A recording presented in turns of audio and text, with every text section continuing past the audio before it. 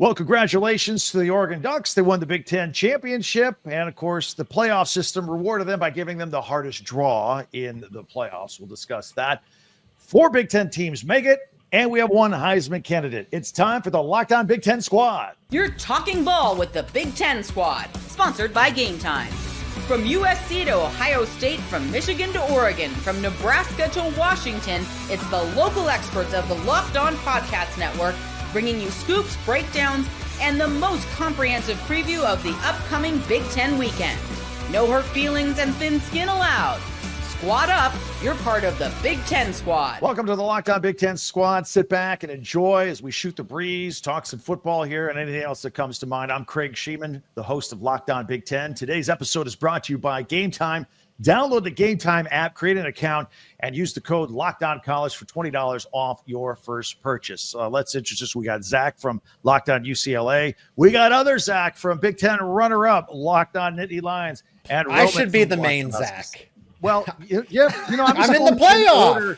In the Brady Bunch thing we got going on here. That's true. So, but Zach Seiko, listen, Spencer is either late or AWOL or whatever. He says he's going to be here, but the floor is yours. There'll be no interruptions from him. You made it to the championship game. Let's hear your thoughts on that game before we move forward. I actually feel more confident than ever in this Penn State team. Them losing the Big Ten championship does not define the entire season. Everything's reset. We always talk about how for baseball, for basketball, for NFL, this applies to college football too. Now that there is an actual bracket, that there is an actual playoff, and there are 12 teams. Everything's reset. Everybody's 0-0. What happened in the Big Ten championship game, what happened against Ohio State does not matter for Penn State. But why, Craig, I am so confident in this Penn State team, it doesn't have to do with the fact that they gave up 45 points. Oregon has a top, 3 offense? That was a team that was going to score a lot of points one way or another. They happened to settle at 45. So, yes, I still have questions, if you will, about the defense, but I think they will learn from their mistakes. The offense, though, I said, man, if Oregon's going to win this game, Penn State's offensive line has to step up, the ground game, and they did just that. Penn State's offensive line look the best that I have seen them all season. That is a respectable Oregon defensive line. That any of those defensive ends can go off at any point in time. And a backup right tackle held his own. Nolan Rucci, who came in from Wisconsin, was more or less a liability going into this game, at least projected so, and he made me eat my words. The offensive line collectively across the board had a great performance. Nicholas Singleton and Katron Allen had that classic 1-2 punch type of game where both guys went over 100 yards. Drew Aller, a couple interceptions, but man, played his tail off, especially late in the game, to keep them in the game until that interception. And that's just a great play by the Oregon defensive back. But I did not see any glaring mistakes that make me say, whoo, I don't know if this Penn State team can do it. This is a national title contending team. Part of that has to do with the fact that they avoid Oregon. They avoid Ohio State until, hypothetically, the national championship. They match up well. Of course, anybody matches up well with SMU and Boise State, but Penn State at least has even matchups with any of Georgia, Indiana, or Notre Dame, and then they don't face the 2 teams that beat them until the final. I actually think if that game was another 5 minutes, I think you might have pulled it off. It seemed like you had the momentum there. Yeah, for sure. And how did that feel? I think you went a couple minutes there without Spencer ridiculing or interrupting. How did that feel? It felt great. These guys should feel on top of the world too. It's fantastic. No Doug Pillow either. Pure bliss over here. Well, Roman, since you're there, your thoughts on that game before we move forward. I'd like both of you to chime in on this. Do you agree that maybe if that game was just a little longer, Penn State kind of was getting the momentum at the end? Oh, absolutely. And I know exactly what I'm going to hear in my comment section for saying that, but I echo everything that Zach just said. I think he said it perfectly, where the offensive line was what really needed to show up, and they did a fantastic job. And that's the one thing that I really came away from that game saying, if Penn State is going to make a run, that's who needs to really step up and be there. I agree with Zach when he says the defense is going to learn, they're going to adjust. And I certainly agree that as well, that the path is going to be so much different, where, I certainly have my own thoughts about that and where Oregon has to be. I'm not complaining for in the least bit, but when I look at it, I say, yeah, Penn State absolutely has a shot to make it real far in the playoffs. And I'd love to see that. Zach Anderson, before we go any further, what's the temperature where you're at? What's the situation? You look like you're bundled up in Canada somewhere right now. Yeah, I'm still finishing up a New York trip, an East Coast swing, and it's actually gotten a little bit warmer on the East Coast, but still I need like 3 layers because I'm from LA, and they make fun of me because I'm cold, even when it's it's not. I don't blame you. All right, how about so Zach? Put a end note on this. Your thoughts on that game and how it played out at the end. Look, nobody thought this was good. Big Ten football does not give up 82 points combined. We're a defensive conference. I was surprised by the score. That's what happens when you invite the Pac-12 in, right? You invite the Pac-12 in, you get some offense, you get some quarterback play. That's what we're supposed to inject the West Coast schools, some fun into Big Ten football. I didn't know they were going to win the conference championship heading in, but obviously heading into this game as the season played on, Oregon, they were going to beat Penn State in this game. Now, the final score, as you mentioned, Craig, I did not see that coming, or the competitiveness the way it was. But, that bodes well for Penn State heading into a tournament-style football playoff, and they're going to go a lot farther than I think we might have expected a few weeks ago. Yeah, it's like the SEC championship game turned into a Big Ten game, and we turned into a Big 12 shootout or something. It was crazy. All right, so I'm going to come back to you, Zach Seiko. Leading up to these games, I thought, who really may have the advantage in all of this, or maybe, maybe the third place teams in the Big Ten and the SEC, Tennessee in the SEC or Ohio State. Get that extra week of rest. They don't have to put themselves at risk. We saw what happened to Georgia's quarterback. They had to play the extra game, and he may be gone with the elbow. I would like to get all your thoughts on that. The way this is structured now with all these teams getting in, and maybe these third and or fourth place teams in the conference are going to be at a little bit of an advantage. They're certainly going to be rested up.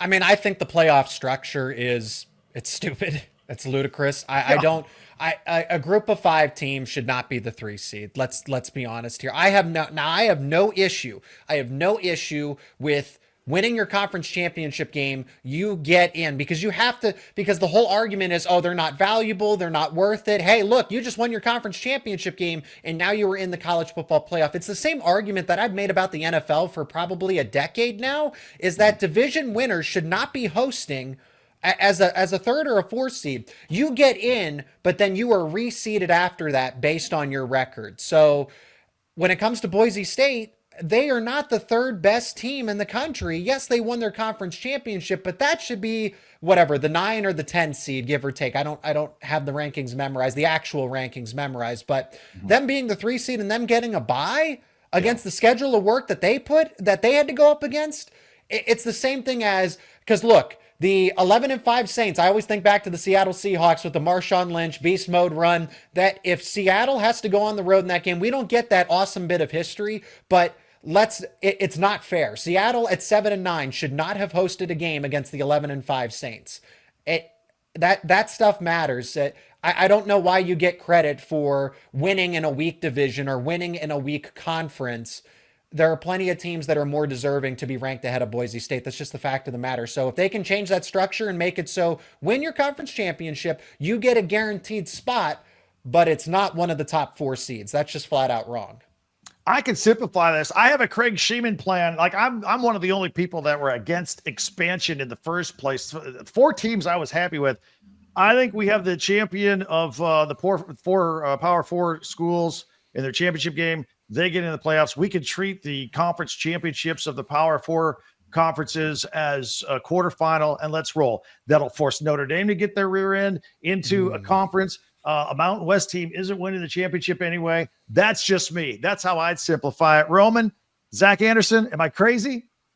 Well, I have a couple of different takes here where I certainly hear what Zach Seiko is saying, and I don't disagree with the point of, reseeding, different things like that. But I personally am not going to sleep on this Boise team, where if we look at their one loss, they were in that game against Oregon. And yeah, it's early in the season. You can say what you will about that and where it took from there. But Ashton Jeanty's the Heisman winner. Let's be real. You could say what you want about Travis Hunter, about anybody else. Ashton Jeanty deserves to win the Heisman. That alone should give them some kind of prop. The 3 seed, I don't know. That's up for debate. To be frankly honest, I don't care about that, because if we look at what Boise State had to do when they played their toughest opponent of the year, it took 2 gigantic special teams plays from Oregon to win that game. I feel like that is something that people forget over the course of just the season. And hey, they made them. That's why they're the number 1 team in the country, as much as it pains me to say it. But when I look at this Boise State team, this is a better team than people think. Do they beat Penn State if that's the matchup? Probably not. I think they can give SMU a run for the money. I truly do, but it's the whole Mountain West thing is its own debate in my opinion, but I look at this Boise State team. Truly, I just couldn't be more excited about it. Zach Anderson, I'll let you put a cap on this conversation. Well, I would just do copy and paste what Roman just said with the transcription and put it into my words. But I guess the biggest thing is this isn't any regular year. Under no circumstance did we expect the Group of 5 champion to be a 3 seed. Every projection, every model, they're always the 12 seed, right? They're always that last team in. This is a different Boise team. They're unbeaten. And they tested the number 1 team in the country in their house and went all the way to the literal wire. This isn't your normal team that's like, all right, maybe Army could have made it in a different year versus Boise State if Boise was like 12-1, right? But this is a unique season where, yes, we could have done better things with how the playoff system works, right? It's probably better done in the FCS playoffs than it is in the FBS playoffs. But, we forget that other football exists too. Until they decide to figure it out and centralize everything, we can argue about the college transfer calendar. We can argue about everything. We got playoffs, we got games, and I think Boise is actually going to win a game and make it to the semis.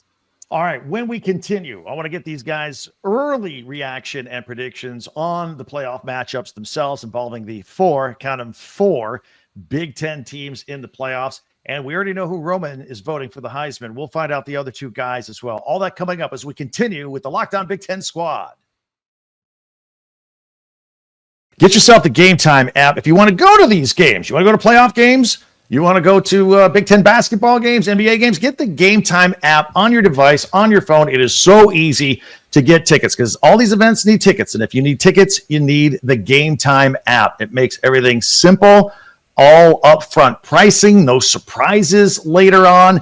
The thing I like the best is you can see the view of the seat of the ticket you're about to buy right there on your phone before you hit enter. It is that simple. Plus, they have the lowest price guarantee, or Game Time will credit you 110% of the difference. Take the guesswork out of buying concert tickets or sporting event tickets. That's right. It's not just sports, concerts, comedy shows, all that. Download the Game Time app, create an account, use the code LOCKDOWNCollege for $20 off your first purchase. Terms apply. Again, create an account and a redeem code LOCKDOWNCollege, LOCKEDONCOLLEGE for $20 off. Download Game Time today. Last minute tickets, lowest price guaranteed.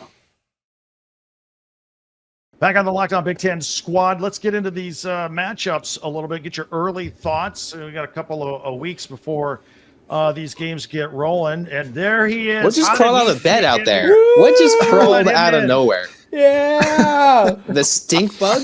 The pillow. The pillow. We're calling it the pillow. You're a slacker, Spencer, because you won a championship. So no suit and tie this week, so you're casual and you're late. I don't know what to make of you anymore. Me neither. Well, congratulations. You woke up from a nap. No, I did not wake up from a nap, though I was taking one earlier today because, as you may be able to hear, a little bit under the weather today, hence the sweatshirt. I have no interest in taking this off. I don't think I've ever worn a sweatshirt on a podcast before, but this is not coming off today. All right. Well, we're glad you're here, nevertheless. We obviously spent a lot of Craig, time. when you say we, you just mean you, right? Because these 3, I mean, Zach is indifferent at best. Anderson, Yoxheimer. Seiko doesn't want to see green and yellow. And Roman, I mean, that's just obvious. Well, Seiko did a nice monologue uninterrupted on the Penn State Oregon game. Great. So, I mean, you weren't here to jump in.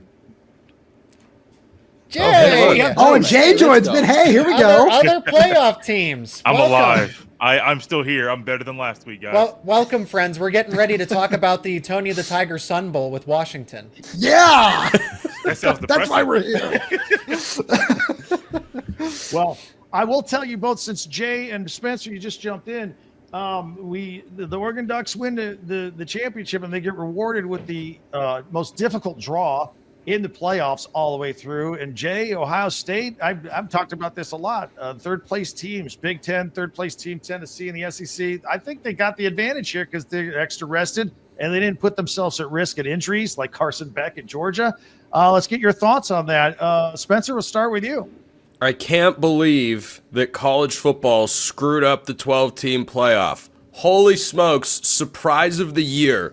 That the people that run this sport and the powers that dictate how we get to enjoy it have messed it up royally. Oh my goodness. Shock and awe in college football. except not. But I liked what Dan Lanning said. I don't remember what show he was on when he said it, that, they're not focused on that. That's stuff for us to talk about externally, but internally he sends the right message. And I think that's something he does pretty consistently. And I think he did again here, saying, look, it's a great opportunity to play a bunch of great teams. It's never going to be easy. And winning a national championship isn't supposed to be easy. And you know what? If this is going to be the season when Oregon finally breaks through, there's not going to be any question about, well, did they play any well? They got through. Right.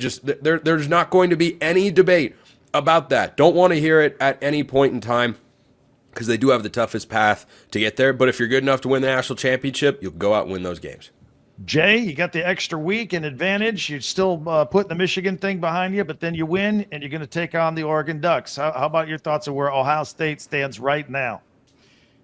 The Ohio State stands in a, I guess, decent spot. They had a little bit of time to kind of decompress and get away from the Michigan thing, but also realizing they have to do everything in their power to beat Tennessee. Because you can't look past Tennessee to look at Oregon, because that's how you lose that game to the Volunteers. The Volunteers are a good football team. They have their issues, just like Ohio State does. And if Ohio State just looks in themselves and fixes their own issues, the ones that they can, the offensive line stuff, you're not going to fix that. Those guys are hurt. 2 of your starters going to the NFL. Like, you can't fix those things. But Ohio State can fix some of the issues that they had against Michigan. Some issues they had the latter part of the season. They took some time, worked on themselves, figuring some things out with the game plan. And I do think the Buckeyes are focused on Tennessee. They're not looking ahead to Oregon. Okay. Yeah. That's our job in the media, to look ahead to Oregon. I got to believe you want a rematch with them, but you think it's a favorable matchup against Tennessee. I do. I think that this is what Ohio State thought they would, where they thought they would land. And they kind of started preparing for this even before the draw came out. So you got a little ahead of watching the film and getting some of the game plan down. But like I said earlier, you can't look ahead. If you look ahead to Oregon, you're going to lose. You're going to lose. You're absolutely going to lose. And it's just a bitter end to an odd year in Columbus. Can we call it a Texas A&M looking ahead? After the infamous Mike Elko comment, yeah, we're focused on Texas. I mean Auburn focused on and then loses to Auburn. That's just everything a rivalry should be, quite frankly. Is Ryan Day getting fired if they lose to Tennessee or Oregon? How far does he have to make it to have his job security? I don't think the new AD's going to fire him. I think the new AD has enough support and enough belief in Day that regardless, it has to be belief. It's hope and prayers. Yeah. Absolutely. I think he has the belief in Ryan Day that no matter what happens in that game against Tennessee, that he's going to be there. Ryan Day is going to be there next year. I would say bye. I am done in general. Who would you hire? Who's your replacement? Urban Meyer. Urban's not coming back. Okay. I don't think Urban's going. I know that statement. I don't believe everything I hear or read from some coaches. I just don't think Urban's coming back at all. I don't think his wife wants him to come back. I don't know if his health is good enough for him to come back. I don't know who you would get. I'm being honest with you. I don't know. Do you go and try to get an FCS guy that's been leading that level and say, hey, Ohio State head coach Lane Kiffin? That won't work. I was going to say Mike Vrabel. That won't work. Vrabel doesn't want it. He doesn't want to recruit. He hates recruiting. He talked about that when he was a position coach. What about Bill Belichick? Yeah, North Carolina. That's a joke. I honestly what are they doing besides poaching Roman's defensive coordinator? Coach in waiting. That would be right. Yeah, head coach in waiting. Like, you're selling out to the Belichick family. Like, for what? Well, obviously it's got to be a guy that's got gravitas to handle it. And I don't know if he stained himself with a couple mediocre years at Wisconsin, but had Luke Fickell still been on that staff instead of Ryan Day, Luke Fickell would have got that job over Ryan Day when Urban Meyer left, I think. Do you agree? I do. I think that Fickell's a guy that kind of gets overlooked, which is kind of silly when you think about it. Vrabel's the first option. Everyone wants to go back to Urban, and all the other guys are at the top of the sport. You're not getting Dan Lanning. You're not getting Sarkisian. You're not getting those top guys. You're not getting Kirby Smart. I think Fickell would be a good one, but I think Fickell's comfortable in Wisconsin. And honestly, I don't know if Fickell wants the pressure of coaching at Ohio State following what Ryan Day has done. I don't know. If I'm him, I think that job at Wisconsin is a good job. Yeah, going back to your alma mater is great, but the pressure's one that'll keep a lot of the really good coaches, well-qualified coaches, away from Columbus. Ohio State head coach James Franklin. Absolutely not. I have to get one thing in here for all Seiko, all you the hear the Washington fans disrespect for your guy. He wins the team. He beats the teams that he's supposed to, and he loses the teams that he's supposed to. The definition of consistency. It's fair. Wow. Well, I have to get one thing in here real fast. Jay, the fact that you threw Steve Sarkisian in there for any Washington fan who, had to, Spencer and Zach Anderson, you guys understand this. From the era that Steve Sarkisian was at Washington, to think that he would ever be in contention for the Ohio State job is just mind-blowing to us West Coast football fans. Really? Ohio State way, head coach yeah. Eric Bieniemy.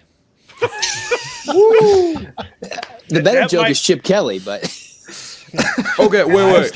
Hold Chip on. Kelly. Hold on. Goins is going to kill me for saying this, but Ohio State head coach Kurt Signetti. Stop.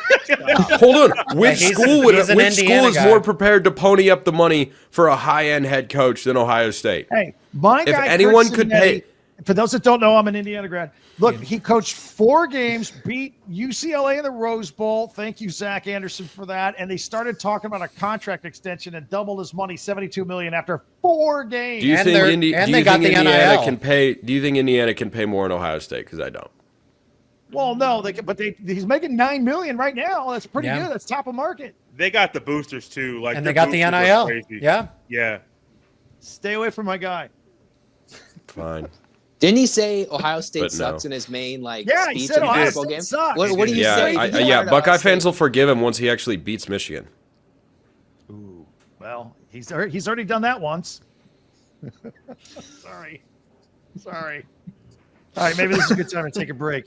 All right, when we come back, I want to get these guys Heisman pick. We got one Big Ten guy in there. We'll take a listen to that as we continue on the Locked On Big Ten Squad.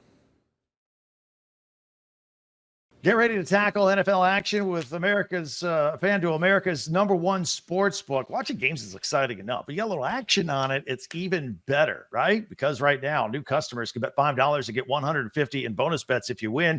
The FanDuel Sportsbook app gives you everything you need to place live bets on the NFL all in one place. You got a little hunch going while you're watching a game? Live in-game action right there in the middle of the game. You can check out your latest stats on the same page that you place your bets. Just visit FanDuel.com and join today. You can start with $150 in bonus bets if you win your first $5 bet. That's FanDuel.com.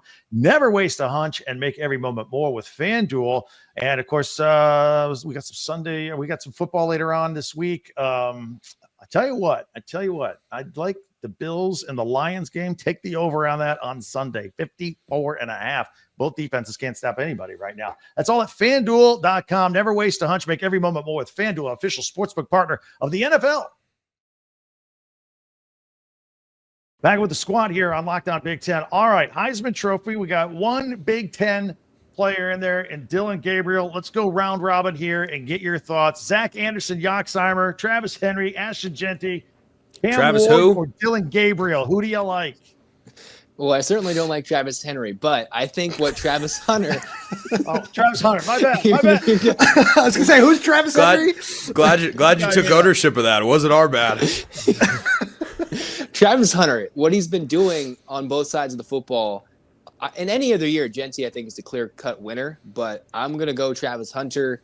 Even though he's not in a playoff, doing things on both sides of the ball, making plays for 2 years now, I think it just culminates in a Heisman moment. Do that Charles Woodson pose. Sorry, Jay. And, Heisman for him. Another shot. My complaint was that he was doing that pose like every game from September on. We get it. Yeah, but It's about branding. To New York. You got to market and brand yourself. Yeah, once is enough. If right? you tell a lie enough, eventually people will believe it, right? Desmond Howard did it once. All right, Roman, who do you think is going to get? You already said you're going to get. But I'd love to expand on it a little bit because Zach Anderson. You make a good point about everything he's done on both sides of the ball. Yeah, sure, that's great. He's also stat padding against Oklahoma State. Like it goes back to last year. Do you want Jaden Daniels who scores 18 touchdowns against Army and Citadel or whoever else or Georgia State? Yeah, Georgia State. Thank you. Thank you, Spencer.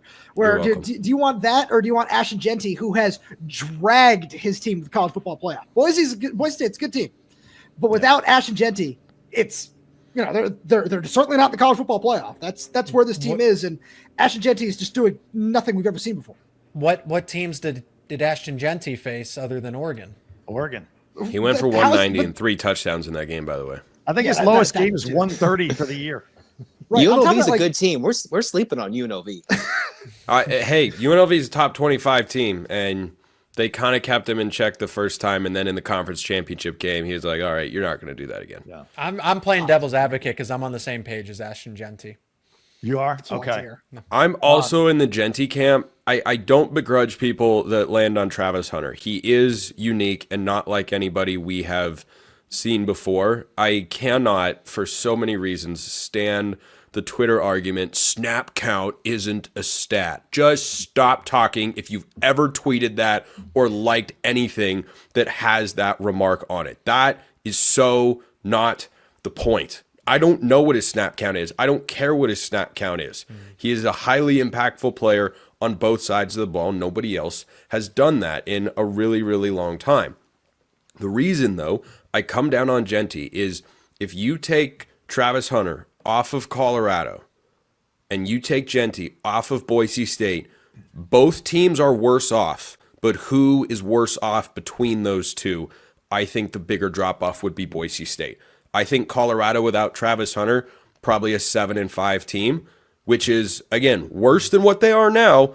But if you take Jeanty off of Boise State, I do not believe they win the Mountain West, and he's got him in the college football playoff. And historically, by the Heisman voters' own rules that don't exist, but have somehow been set up by the committee anyway for this prestigious award, your team's success has historically mattered, unless your stats are so overwhelming like Jaden Daniels. But remember, the favorite to win the Heisman was Bo Nix until Washington won the Pac-12 title game, and that somehow didn't put Penix into the Heisman frontrunner discussion because Daniels' stats were just so crazy. But Boise State has the team success. How is he not being credited for that when he's such a huge part of it? The quarterback's nothing special. He's just a guy. He's a solid guy, but he's just a guy. Jeanty is the engine that makes the offense go. Shedeur Sanders got the award for Big 12 Offensive Player of the Year. Travis Hunter didn't.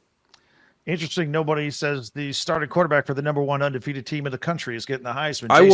I will give it to you straight, Craig. He should not even be a Heisman finalist.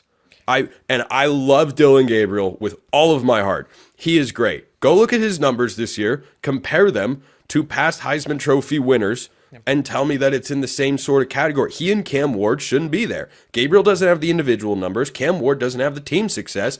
Cameron Scadaboo should be the 3rd Heisman finalist. And if you were going to go with 4, it should be Ward over Gabriel, who has been a better individual player in terms of his numbers this season.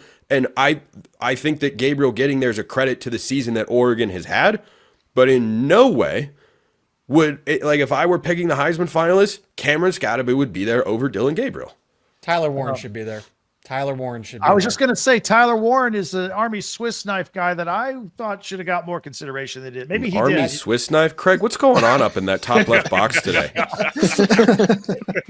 People used to use. Because I wholeheartedly agree about Cam Ward.